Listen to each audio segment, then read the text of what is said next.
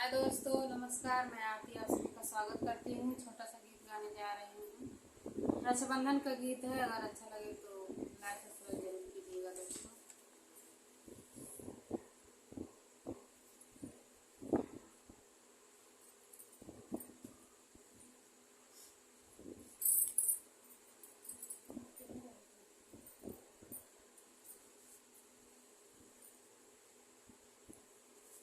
राखी का लाज बचाना भैया, राखी में घरे आना।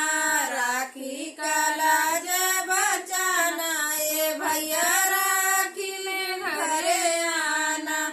आ जाना भैया, राखी में घरे आ जाना भैया, राखी में घरे आना। राखी का लाज बचाना भैया, राखी में घरे आना।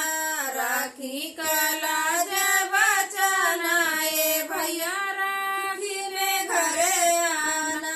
दिल्ली का मना चाहे मुंबई का माना, दिल्ली का मना चाहे मुंबई का माना। दिल्ली का मना चाहे मुंबई का माना। राखी बंधवाने घरे आना भैया, राखी का लाज बचाना। राखी का लाज बचाना भैया, राखी में घरे आना। राखी का लाज बचाना भैया, राखी में घरे आना। चाहिए नहीं ये हो भैया सोना और चनिया नहीं चाहिए भैया, सोना और चनिया।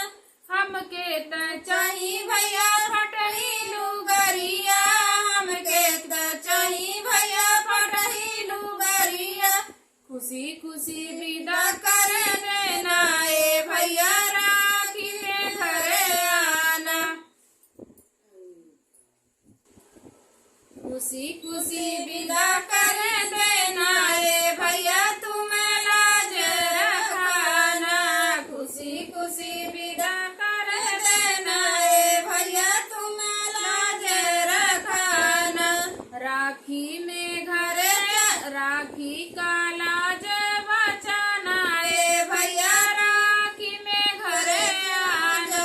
राखी का लाज बचाना भैया, राखी में घरे आना। चाहिए नहीं ये भैया रुपया पैसा नहीं चाहिए भैया, चाहिए न गहनवा बनल रहे हो भैया तोहरा जीवनवा।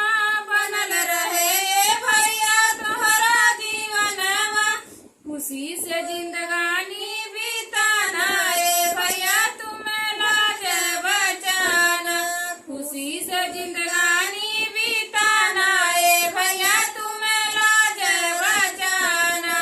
राखी में घरे आ जाना भैया, तुम्हें लाज बचाना। राखी में घरे आ जाना भैया, तुम्हें लाज बचाना। दोस्तों, अगर हमारा गीत अच्छा लगे तो लाइक सब्सक्राइब जरूर कीजिएगा। कमेंट करना मत भूलिएगा हमारा गीत कैसा लगा।